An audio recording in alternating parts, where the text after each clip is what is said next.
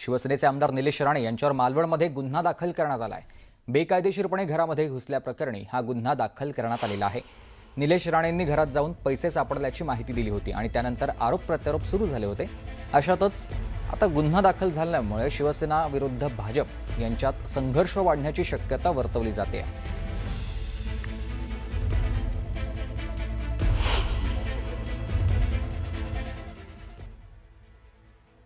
गुन्हा दाखल झालाय, पण त्यांच्यावर नाही, माझ्यावर.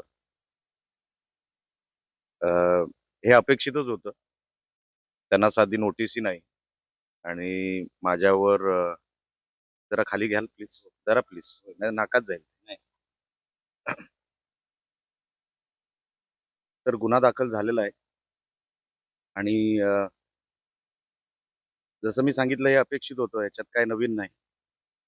मी परवा देखील आपल्याशी बोललो आणि अजून ज्यांच्या घरात पैसे सापडले त्यांना साधी नोटीस नाही. त्यांना साधं पोलीस स्टेशनमध्ये बोलवलंही नाही आणि आम्ही तो गुन्हा पकडून दिला. हा आमचा गुन्हा झाला.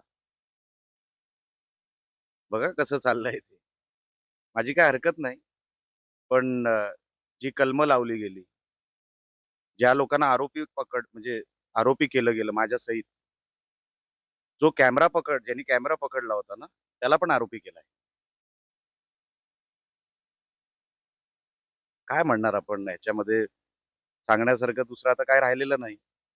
आम्हाला हे अपेक्षितच होतं आणि दबावाखाली हे सगळं चाललंय. हे आता स्पष्ट दिसतंय. म्हणजे तुमची लोकं मोकाट काही केलं तरी त्यांना सगळे अधिकार आहेत.